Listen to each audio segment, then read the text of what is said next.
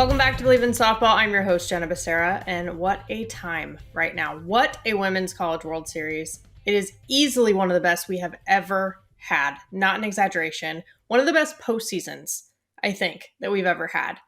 And, I've had more than one moment where I got a little bit mushy and emotional thinking about just like where softball is and where it's going and how I'm blessed to talk about it in this forum and to have you with us. So some quick reminders for the show. Follow us on Instagram and Twitter at Bleav in Softball. That's BLEAV. Bleav in Softball is also on YouTube. Subscribe there as well. Video's pretty cool and a lot of fun. And with that being said, let's go through today's batting order. First, we'll cover our bases, give you some news and call-outs from around the softball world. Obviously, plenty to go around. Then we'll head into today's interview with Francesca Enea, another player turned broadcaster. We're both SoCal girls.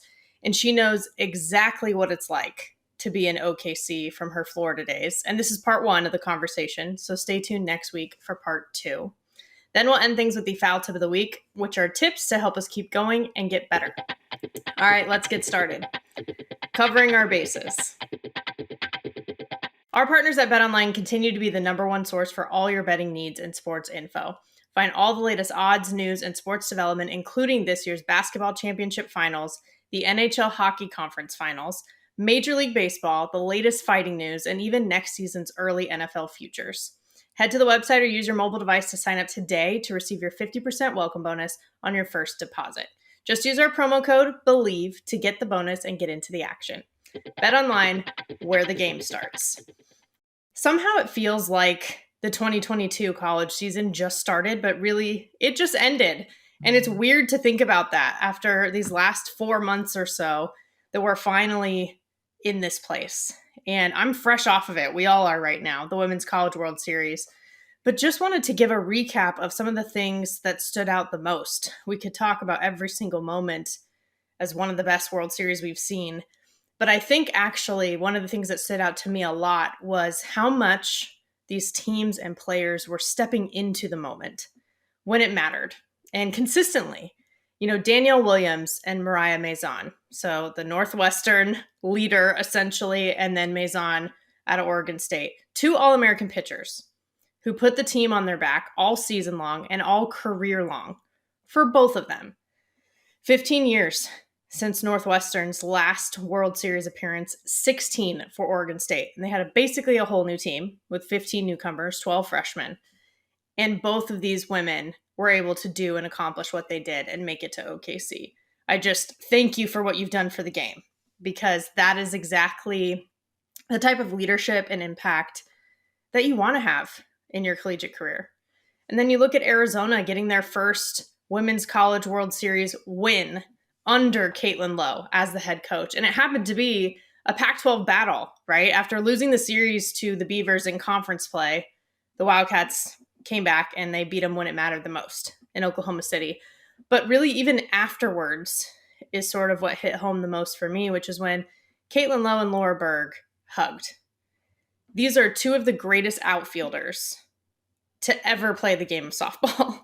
2 of the best to do it. And here they are paying it forward, leading these teams in today's game, right? Women supporting women. And just to see all of that come to fruition, it was huge for the Pac, it was huge for women, and it was huge for softball. And then what took that even further was seeing the trickle down with Palacios, Arizona's catcher, hugging and seeking out Mariah Maison to just pass along some kind words and tell her, hey, you're amazing. I could read her lips, and that is what she said to her, one of the things. And just to see the respect for the game and for each other as humans, that's a big deal. It's everything. And speaking of which, too, Florida did what Florida does to make it there. But one thing that stood out to me a lot was in the post-game presser after Florida got knocked out, senior Natalie Lugo mentioned, she's super emotional at this point. It's fresh right after the game, but she mentioned that she is proud of the woman that she's grown into. Easily, to me, even more than the Women's College World Series, that is the best accomplishment that you can hope to have at the end of your college career. That was amazing to hear, because really, that is what you take with you for the rest of your life. And then you look at the last 4 teams, that were standing. It was OU, of course, and then only teams that had beat them with Texas, Oklahoma State, and then UCLA, who happened to beat them at the World Series, right? Those are the semifinal teams. And we got to see the maximum amount of softball that day, which I thought was awesome. Like free softball. We want to see it. UCLA beats Oklahoma in the first game, only their third loss of the year. And such cool moments within that. Like Holly Azevedo, who, yes, she's been this aha moment for people a lot this season because she was pitching behind Faremo, but also Rachel Garcia before. But really, she's had a sub 2.00 ERA in her entire career coming into this season, and she had career bests in pretty much all categories. But anyway, she shakes off the pitch call. Not just shaking anyone off, by the way, shaking off the GOAT. This is Lisa Fernandez we're talking about. Shakes her off, gets a pitch she likes, strikes out Jocelyn Alo, the greatest college hitter of all time. And she just walked off the field with a straight face. It was just so swaggy. Like, I loved every second of it. And then Faremo, even just to get to that game and get there in the first place, getting the bases loaded strikeout and hitting the home run minutes afterwards. And just that two-way player that is amazing to watch and we love to see from UCLA. But really that versatility, that legacy, I saw a little bit, right, like of that beyond just the pitcher circle. Seeing Delaney Wiz, who catches a ton, but she also plays third base, and so to be able to see that extend beyond the circle as well was pretty cool. And then we all know this is not anything new, but Kelly I's ponytail is just always and will forever be undefeated. Like, it is just next level. You guys heard on the show when I asked her about it, she wasn't really feeling it, didn't really want to give it the time of day, but it truly is its own just legend within this game. And then, of course, Texas beats Oklahoma State twice. And that whole Big 12 rivalry that just was really evident throughout the entire World Series. Kelly Maxwell and Haley Dolcini are two of the most fun pitchers that we got to watch in the postseason. And we got to do this, guys, twice, right? UCLA, Oklahoma twice, Texas, Oklahoma State twice. It was awesome. And of course, when you look at the national champions, Oklahoma, it was just the epitome of all gas and no brakes. Like Jocelyn Alo, we get it. All-time home run leader. Her batting average was over 500. She was in the 80-plus range for hits, runs scored, RBIs. Like, not just a back-to-back player of the year and back-to-back national champion, but she did it in the most poetic way possible. Breaking the home run record, not just doing it, but doing it in her home state of Hawaii. Her last at-bat in Norman couldn't just get a hit, had to also be a home run. And then she couldn't just end with that national championship, but she got some playing time in the field in the very last inning of the very last game and makes a couple catches in the outfield. Gets the standing ovation as she's coming off. It was just the most poetic season that you could think of. I just can't think of any comparison. And by the way, OU still is third most in terms of national championships with 6. Obviously, we know UCLA with 12, Arizona with 8. But 5 of them are in the last 10 years. 4 in the last 6 championships. So think about this. Now, there are more national championships at OU than the entire SEC, ACC, and Big Ten conferences combined. Mind blown. 2 from Florida, 1 from Alabama, Florida State, and Michigan. That's 5. So now Oklahoma has more than 3 of the Power 5 conferences combined. That is insane. But also makes sense when you have the combo, for example, of Jocelyn Alo and Tiare Jennings. And I compare them personally to Babe Ruth and Lou Gehrig. That's where I was at on Twitter. I asked people like, hey, who are these two? Like, wrong answers only, right? Who are these two like? To me, it's freaking Murderer's Row for Oklahoma. But people were saying things like Kobe and Shaq, MJ and Scottie Pippen, Venus and Serena. Like, they're just iconic. And I will say this. I think there's been a bit of a conversation around like, hey, is this kind of dominance like maybe bad for the game because they're just so good and just beating teams so badly? To me, it's like, do I want a game that's 16-1 in the championship series? No. I think more competitive games, of course, are going to be better.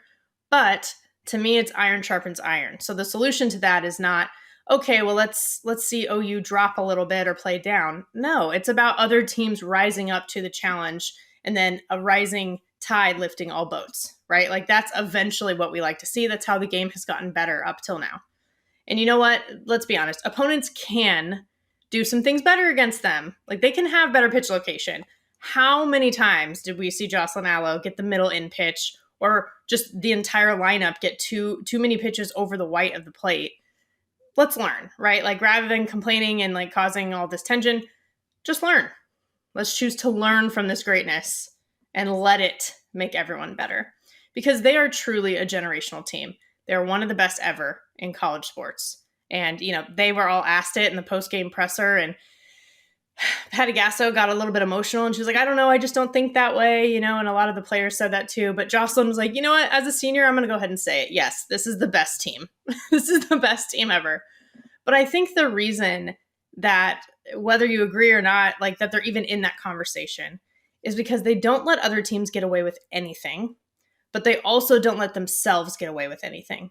They do not take a pitch off. Patty Gasso said it herself too. And it's because they don't take anything for granted. And that, to me, is what is so key to their success. And really, their success, we focus on the offense because how can you not? How could you possibly not focus on their offense? But defense is something that we saw in this World Series that is incredibly key. It can be a momentum starter or a momentum killer.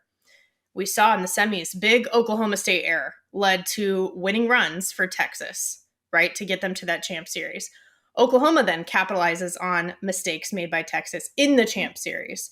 Like, we see this play out, and this is year after year. This is just part of the game. And what I loved is in the in-game interview, actually, Patty Gasso acknowledged this. She said, when they were down, because Texas did score first, we've responded with our defense. There's the robbery at the fence in center field by Jada Coleman. Lyons and Jennings with the unreal, absolutely filthy double play with the middle infielders. Throwing the runner out at second base to eliminate the double, right? All of these things add up, and they all happened when they were either losing or the game was tied. It mattered in terms of momentum, and it feeds into your offense if you let it. And she said it too, defense can make or break you, and our defense made us. And I just think that is so important to note. Even from the best hitting team of all time, they said it themselves. So, and that's the thing, because momentum is not just created by offense or lost by offense. We see why both sides of the ball matter, and that's why, there are multiple parts to the game, pitching included in this as well. But really, the alumni support, I just think, is outstanding. And it really is every year. You have OU and Oklahoma State. They're in their home state, so you have the Kehlani Ricketts, and then, of course, Lauren Chamberlain, who's Jocelyn Alo's biggest fan, even though she broke her own record. But in addition to that, it felt like next level to me this year. For Texas, there's Kat Osterman. Okay, one of the GOATs. But she was in Oklahoma City more than once throughout it, and she actually narrated a hype video with the theme, Why Not Us, for the team. She's giving game balls, right, to some of the players after some of the games. She was encouraging Janae Jefferson a lot, and as the other 4-time All-American in the program. And she also hyped up Haley Dulcini, Estelle Check in the circle. She was just very involved and very, I don't know. To explain what that means is hard unless you've lived it. But as a current player, when you see that kind of support, it really is everything. It's everything to see that, especially from one of the greatest of all time. Then there's Northwestern, who I mentioned before, a pocket of purple, going absolutely nuts in a sea of crimson and cream, and the tailgates looked off the chain. Holly Rowe was interviewing Eileen Canny, who was one of the greats at Northwestern, had been in Oklahoma City herself. And to hear how she stepped in as a pitching coach in the fall, when the pitching coach, Michelle Gascoigne, was on maternity leave, to me, I'm like, you know what? You're the alum of the year. That is full commitment to have to the program that gave you your college career. And then, the Oregon State alums as well. They showed up at Stanford, by the way. They've had designated pregame meetup locations every single city that they went to in the postseason. And then I even ran into one of the alums who I knew and played travel softball with when I was 11 years old. She went to Oregon State. Her and all of her friends were there at Stanford, and they just were so supportive of that program and the team the entire season. And let's be real, nothing like the Bruin bubble and the 8 clap in OKC. It's Bruin magic. We get it. They lost the first game. Look at them come all the way back and go as far as they did into the semis. They're doing what they do. And then Mike Candrea, too. Well, so we talk about player alums, but coaching alums as well, like him, one of the greatest. talking about Caitlin Lowe almost like a proud dad in interviews, and then taking pictures with just a line of fans waiting for him inside the stadium. Jenny Finch, too, bringing her daughter and her daughter's little teammates to support Arizona and just softball in general. And then along the same lines, Florida alums like Olympian Aubrey Monroe showing up in OKC. And we'll hear more about that from Francesca today, too. But so many things that were so amazing from the alums. And I think I talked about the deep ties that each of the World Series coaches have to the programs and to the sport in the last episode. And I think this is clearly reflected in the alum support. When you look at the big picture, too, because all of these things add up. Incredible. It just keeps getting better every year. The World Series on ABC for the first time in the 40 years it's been around. Not once, but twice. Incredible stories, top-tier content. If you haven't seen the I'm Dangerous Top Gun Texas video that they made, it is top tier. It is just the exact type of content we need. Record TV viewership, up to 1.3 million people tuning into these games, and in-person crowds too. Over 12,500 people. We're setting records for just a regular World Series game, and then we're setting records for the Champ Series as well. And, you know, even for me, it was the first time I attended the press conferences at the World Series. It was virtual. But to see and hear the players and coaches right after games and just right after the battle, when everything's really raw, really cool. Really, really cool. And this is one of the times when I got a bit mushy, you know, because I just think about all of this and I'm just grateful. And we have a ways further that we want to go, obviously. So, but to me, it's taking it in where we're at right now. And that's going to help us get there. And for us, beyond college, there is plenty coming up this summer in terms of pro softball. Some of our favorite players that we have loved to see play in OKC, including ones that we saw just play just now in this last week, will be continuing to play this summer. So in terms of the preview, I'll focus on AUX, Athletes Unlimited, and WPF. So first with AUX, again, we've talked about this, but just a refresher because it is starting now. Basically, condensed Athletes Unlimited supplemental season right after the World Series. It literally starts Monday, June 13th and goes through the 26th. 42 athletes in 18 games. And so some to expect. There's so many, we could literally call out every single one, but some to expect. Rookies out of college, San Diego State's Maggie Mallant, USF's Georgina Korek, top 3 National Player of the Year finalists, by the way. Arkansas's Danielle Gibson, aka SEC champion this year. And then there's recent grads, too, who maybe didn't graduate right this year, but recently. OU's Nicole Mendez, Florida State's Kaylin Arnold, ASU's Maddie Hackbarth. And then some people who actually have experience, but they just are new to Athletes Unlimited. One is Michigan's Sierra Romero, who will be playing with and against her sister, Sydney, which is amazing. Cannot wait to see that. And then Alabama's Sydney Littlejohn Watkins. So those are just a handful of the ones to call out. This will all be played at San Diego State, which is pretty cool. We've also mentioned how, you know, one of the player executive committee leaders, Victoria Hayward, obviously an assistant coach there. She will be competing. Rachel Garcia, the volunteer coach there, will be competing. Stacey Newman's even offered to throw BP to any of the athletes who want it, since it'll be on her program's field. They'll be hosting it, and pretty cool timing. Just coming off of 2022 success, being the Mountain West champs, going to the Tempe Regional. Just a really cool first year as head coach for Stacey Newman in that program. And now they're making these kind of moves too. And it's all going to be on the ESPN family of networks. And I think this is really cool because we're used to seeing this kind of coverage on the Eastern time zone, Central time zone, but to have it added to the West Coast as well and make it coast to coast, I think is awesome. The full third season for Athletes Unlimited, again, this is supplemental to it. That's going to be at the end of July through August. And there was a college draft at the ESPNW Summit back in May. 13 athletes were drafted. So a few that are going to be competing in AUX that I've already mentioned are Court, Gibson, and Ballant. World Series players include Jocelyn Allo, Janae Jefferson, Mary Iacopo, Hannah Adams, and Rachel Lewis. So OU, Texas, Florida, and Northwestern all represented at the World Series, and they've also been drafted for AU. Then think about these other folks who went pretty far in the postseason during their careers, which is Keely Richard from Va-Tech, Gabby Plain, Mia Davidson from Mississippi State, Sydney Sherrill from Florida State, Peyton St. George from Duke. Really exciting. Really, really cool. We talk about all the time how we can support these athletes beyond just their college careers. This is our opportunity. Go to auprosports.com to learn more as well. Then not only AU and AUX, but the WPF, Women's Pro Fast Pitch, the new pro league, the first season that they're having is starting in June as well. We talked about this, but again, refresher here too. Commissioner is Lauren Chamberlain. There are 2 teams currently a part of this league, USSSA Pride and Smash It Sports Vipers. So this first season, at least, is going to be an exhibition style. So it's mid-June through early August. And rather than being in the one location, like AUX is in San Diego and AU regular is in Rosemont, this is going to be across 5 different states: Kansas, Alabama, Florida, Indiana, Illinois. They'll be traveling to have their games. You can watch on USSSAlive.com all summer.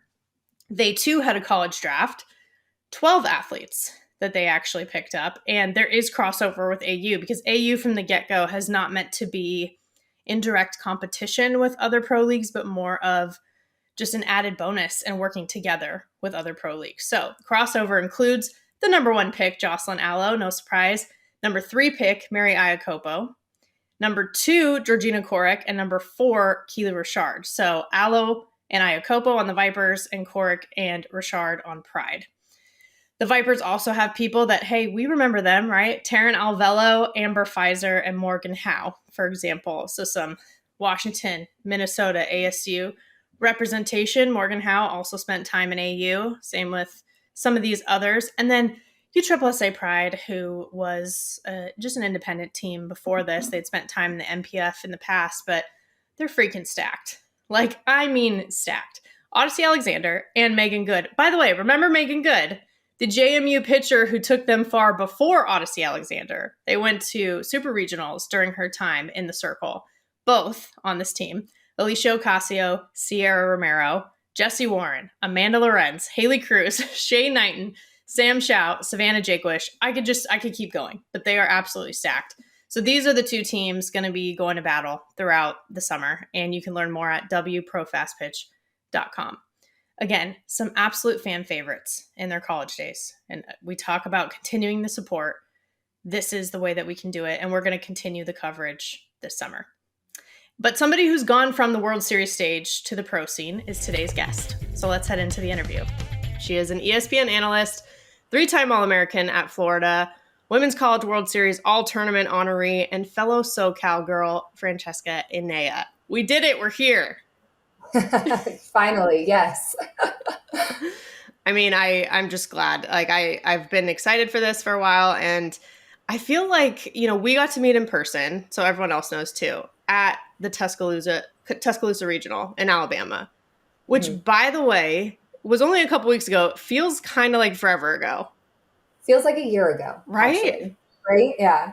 Like, so much has happened, I feel like, since then. It all started that weekend, though. So That's for sure. It really did. I feel like that weekend, I feel like when the seedings came out in general and you saw that like Stanford was going to Alabama, you were already kind of circling that regional, thinking there could be that potential upset. Obviously, we did get that upset, but I felt like that truly set the tone, right, for how the rest of the NCAA tournament has played out, even up into this day, with championship series starting with the first unseeded team to make it in the championship series, and that's Texas. Right? And it's like the first time they've made it as a program, and they happen to do it unseeded. That is like wild. I feel like we keep saying that, right? Like, I feel like this postseason has been a lot of for the first time evers, or like for the first time since a really long time ago, or something. Like, it's just happened a lot, but it's been fun. Like, it's been cool to see that.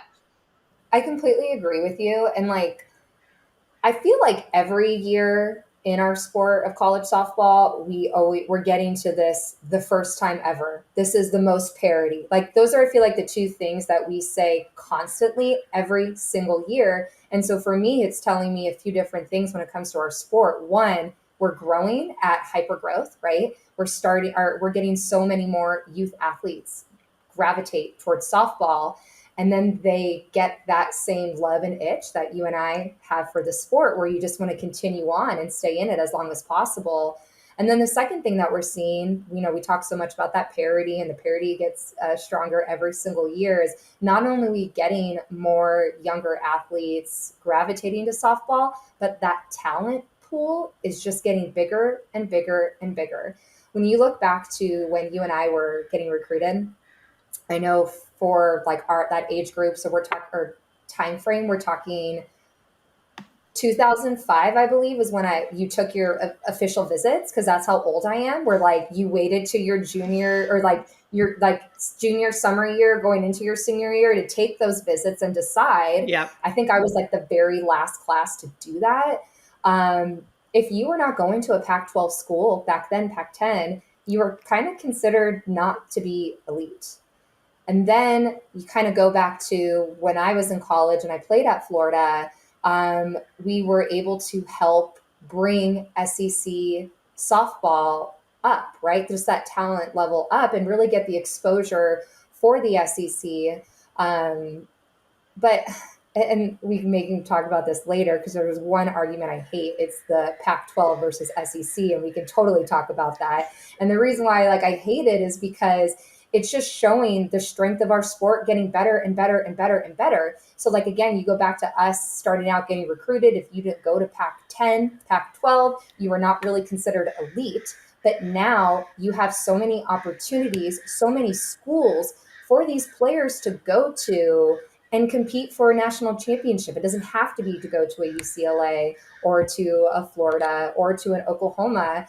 Heck, you can go to Oregon State. They were unseeded. They got themselves there. You look at Arizona, obviously always a powerhouse, but down when their numbers or their wins throughout the regular season. And look what they did, Mississippi State. So as many people want to talk about these upsets and how crazy this postseason has been, I just think it comes back to this point of, we are getting so many younger athletes wanting to play softball, and they want to invest so much of their time, so they're getting so much better in their talent. Is that too long of an answer? I'm sorry. I love everything you just said. A part of me is kind of all right, I guess we end the interview now, because you said it all. But I think it's so true. And I'm glad you said that about the Pac-12/10. Yeah, you're right. Back in the day, I'm hanging on to the fact that my senior year was the first year of Pac-12. So I'm well, yeah, I played in the Pac-12, just hanging on to that for dear life. But I agree with you. Sure, the Pac-12 laid the foundation. I think the SEC helped make this sport kind of explode a little bit in terms of that, the fan base, and in terms of just the viewership, all of those things. It's why can't we just agree that both are good things, and that both are continuing to take the sport further. And then look at now, it's well, it's all Big 12 in the end anyway. Well, I feel like you said it perfectly. The Pac-12, that was always the place to be. And then, the SEC allowed that expansion of other talent, right? And it allowed for that SEC type football money to come in and elevate the game when it comes to stadiums, when it comes to ESPN and TV, right? Getting that viewership, that's important when it comes to the support of women's athletics in general. We need viewership. So then you have, right, we say Pac-10, they were always the best. SEC just helped expand. And it's also forcing Pac-12 decision makers to get on that same level. Yep. It is unfair that Pac-12 schools don't have the same type of audience that the SEC and that the Big 12 gets. Now, it's no fault to any player, and it's no fault to any parent. And I think that's one thing I wish I could change, is when people talk about so-and-so didn't get seated because they don't have any TV rights. That's unfair for them. Yeah, you're right. That is, but you can't fault an SEC team for that, because that's not in their control. What is in their control is their work ethic to try to win a game. That's it. And for me, because I know the Pac-12, SEC, there's this rivalry for some reason. I've never really been, I don't want to say I've never been part of it because I played for an SEC school, but I've never quite understood it because at the end of the day, I am a huge freaking competitor, and the only team I want to win is my team. Right. I don't care what conference you're in. I'm just pissed if it's not me. Yeah. So like, I like, even sometimes be like, well, I'm going to root for this person because they're in my conference. And I'm like, ew, but that team beat me that one year. But then I can't go with that team because they beat me at a tournament early postseason. I'm like, it's just a lose-lose. If it's not my team, I'm pissed. So yeah. Yeah, no, that's a really good point, actually, because some people are kind of the opposite in the sense of, like, I think let's say like some Stanford fans, for example, were like, well, Oregon State beat us. Like, we hope they do really well in the World Series because they beat us. So we want them to like make the most of that experience or whatever. And there is like a back the pack mentality too. But I think that's interesting because really, and I tend to do that, I'll be honest, but at the end of the day, what we're rooting for is softball. Right. Yes. And like good softball and growth of the game and all of that stuff. So that's why I I can't help. Sorry. I can't help but get irritated, just to be honest. I can't help but get irritated when I'm, let's say, on Twitter and I see someone from, let's say, like Pac-12 world mock the SEC. Like, it just means more.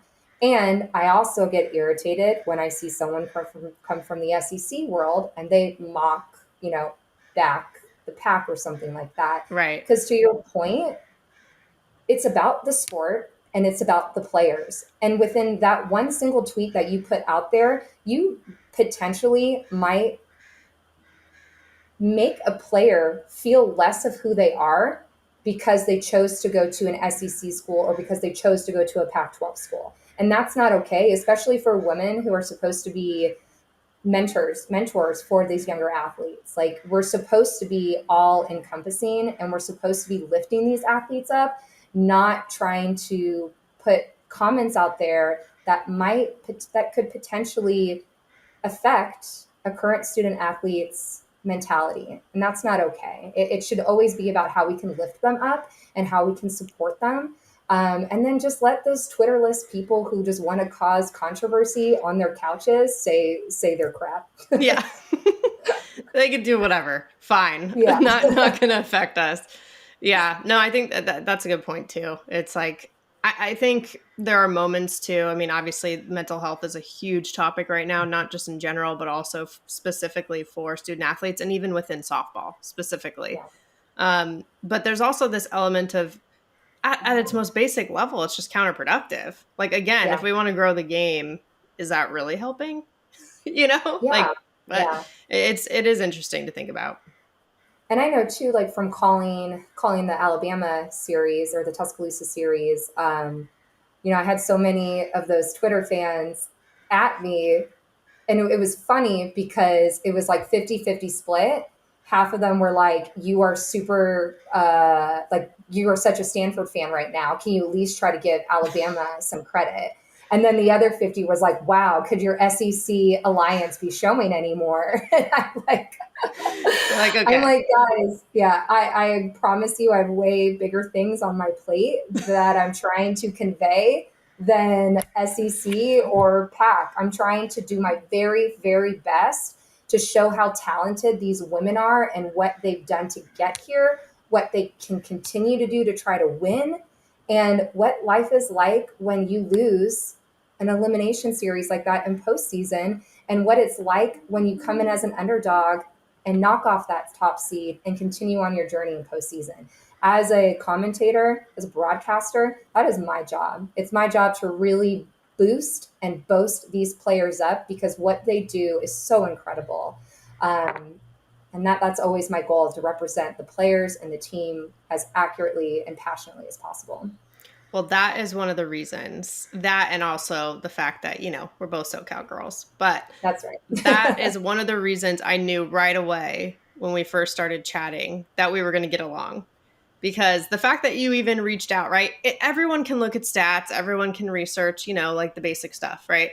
But the fact that you even reached out and you're like, hey, like, I'd like to get to know more about the Stanford team on a deeper level, like not just what I can see in games and that sort of thing. I was like, and not just because it was Stanford, like there's 4 teams in the regional, right? But Mhm.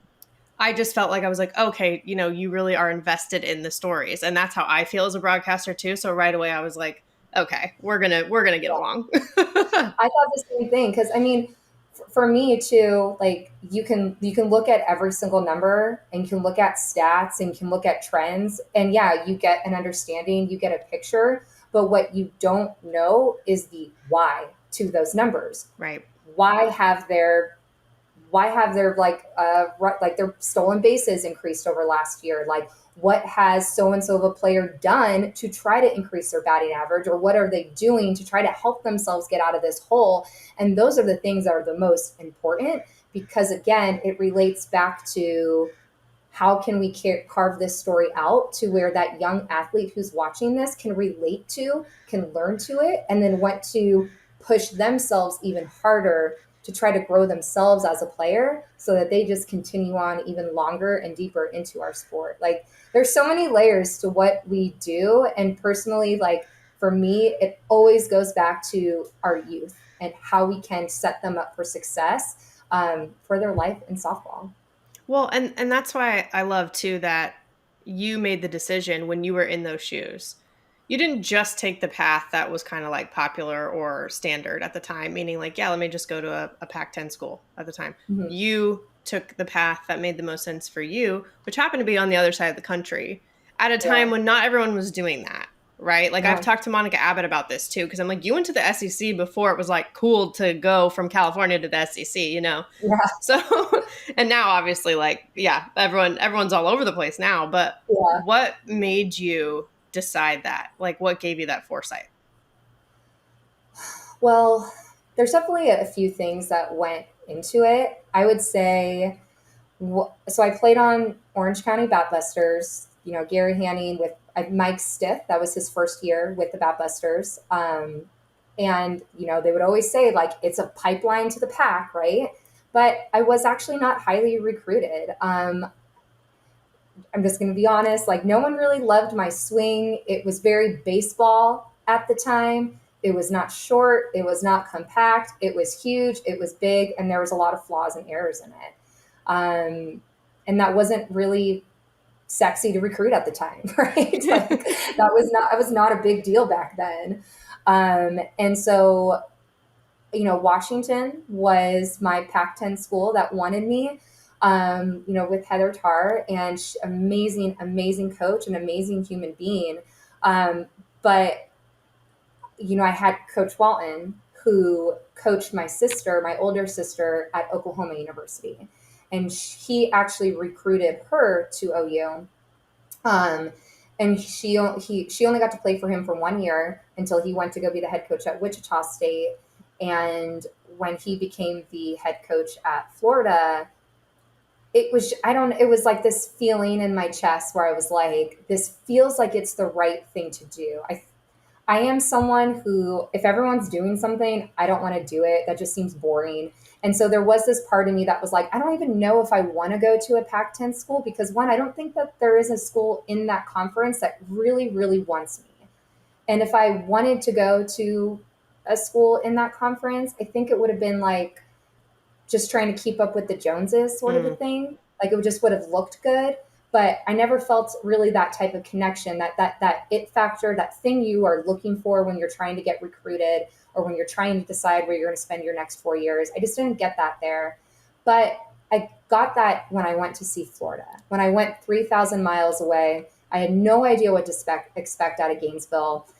I knew that the team wasn't even that awesome at the time, even though I was a huge competitor. Like, there was just something in me that was so important to play for someone who believed in me and believed in everything that I was capable of. And that was something that was conveyed from Coach Walton to myself and to my parents. And he said, he's like, we're not going to go to the World Series your freshman year. We're not going to go your sophomore year. I kind of see us like your junior year getting there for the first time ever, but I cannot get there without you coming here. I need that very first person, that very first player from Batbusters to come over to kind of open that pipeline up. Yep. And then, and this is, I mean, I can talk about how much I love Coach Walton so much and how much I love the Florida program.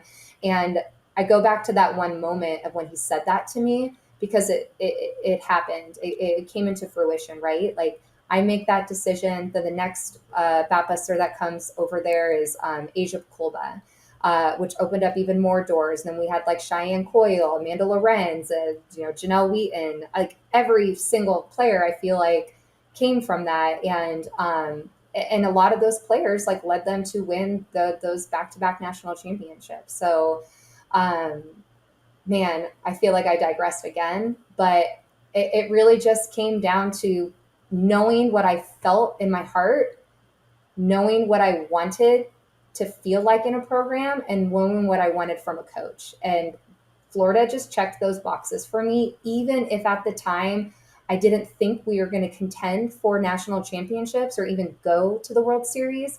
I just did it because it felt right for myself. Yeah. Well, that is the lesson. Like, when we talk about giving the right resources and tools and understanding to youth, that's the lesson, right? It's like, and okay, now it's super cool to go to the SEC, even if you're from California. But maybe it's like, well, then the ACC is on the rise, right? And like maybe something else is a fit. Mid majors like UCF and like, right? But that had to happen for these things to be happening now, if that makes sense. So I think that's such an important lesson, and that's why I'm like, I wanted you to talk about your story, because it's just easy to go with wherever.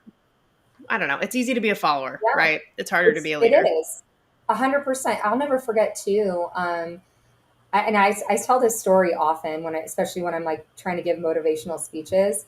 After I decided to go to Florida, a lot of my friends on my travel ball team, they had decided to go to their schools too. And guess what? Half of them were going to Arizona and the other half were going to UCLA. And we were playing in Colorado, and we were, I think, playing Pepper, and we were all talking about how excited we were to go to college, and like the uniforms, and will we wear pants? Because at the time we wore shorts, like totally, yeah. And we're all excited, and one of my friends looked at me, and they were like, "Well, you know what, Francesca, Florida will be a good fit for you." And it was, and not to knock anything away from this friend of mine, because she really, first of all, she's 16, so she was really saying that from a good place, like, Florida's going to be great for you. Right. And however, she wasn't wrong, right? Like, it was, but she was not wrong. Yeah. And I got to prove her that she wasn't wrong when we beat them at the World Series. Mm-hmm. So that was fun. And those are the things, right? Like, it was like, I will never forget that, because, at that moment too, I wasn't like, well, what do you mean by that? Right. I just, archived it in my mind and remembered that. Yeah. And especially now, because I'm so old, older and wiser. And I look back at my experience within Florida, and, the past careers that I've had have been involved with softball. I'd worked at Easton for 6 years. I worked at Blast Motion for 3 years, and I got to be very immersed in the softball world from a different perspective, and get to connect with players throughout, those 10 years. Right. And the experience that I had at Florida unfortunately doesn't sound like the same experience that a lot of players have at their own universities. And that breaks my heart when I hear that. And I'm not talking about like the number of wins in the win column, right? Or being an All-American or any of those things. Like, I'm talking about feeling so intertwined and embraced with your team to where you are having the time of your life playing softball. Yeah. To where you can't think of anything else you rather do than to wake up, get your classes over with so that you can show up to the field early and hit, maybe do some bullpen work, and then get to practice to do what you love, because you love your team so much and you love your coach. There's always going to be those hard days. That's just how life is. But when I hear other experiences that aren't the same, it really does break my heart, because everyone should experience that type of softball at the fullest level of love. Yeah. But it starts with, I think, making a decision like what your story shows, which is what's best for you. Because I think Yeah. sometimes, not always, right? Like things happen. That's life, like you said. But sometimes it happens because maybe you didn't make the decision for you. Maybe there were outside factors that were influencing your decision, et cetera. And then it's not the experience that you or really anyone, probably even the program itself or the coach, whoever, hoped for. Yeah. But you put yourself in a better position to have that when you stay true to yourself. And I call it like what you described, like that warm, fuzzy feeling where you're like, okay, Yeah. this feels right, and you'll get it, it's like, and maybe not on your first couple visits or whatever, but it's like, I do Yeah. truly believe that you will feel that. Yes. And I know there's so much talk right now about like the transfer portal. And everyone has like their own opinions about it. Um, I tend to be a very Switzerland person when it comes to opinions, unless I'm very, very strong about something, which I do have one very strong opinion. We can talk about that later. Yes, we'll But get to when it that. comes when it comes to the transfer portal, I need every single current college softball player to feel the way like I just described, to get those warm and fuzzies from each aspect, right? When it comes to a collegiate program. So like warm and fuzzies from your coach, warm and fuzzies from your teammates, from the university, from the culture that's there. And to your point, that can get missed, right? I mean, you're asking 14-year-olds and 16-year-olds to decide their next 4 years of their life. Things can change. You grow up, you start to figure things out of what's good for you, what's not good for you. And that sometimes that program that you chose when you were 14 is not the right program for you. So Yeah. it should be okay and it should be allowed to let that player go to wherever they feel like they can be set up for success. Now, just with everything in life, there's always two sides to each story, and there's always a double-edged sword in that sense. And I'm sure that there are players who transfer for the wrong reasons. But as a hopeful optimist, I would always want to give that option for those players to transfer when they need to, in hopes that the majority are doing it for the right reasons that's best for them. Yep.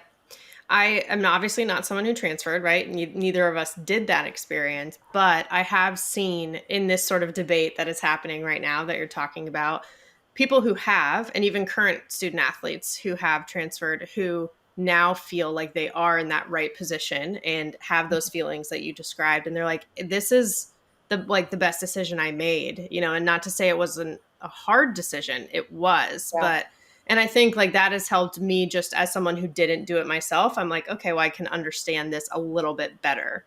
yeah, From just like the outside looking in. And I think it always goes back to where it's like, you don't know what people are going through. You really don't. exactly. And this is going to sound lame, but like, like there's this book, like the 5 or 7 love languages, Oh, 5 love totally read languages. it. 100%. Yep. Okay, yeah. Is it 5? 5. Yeah. Okay.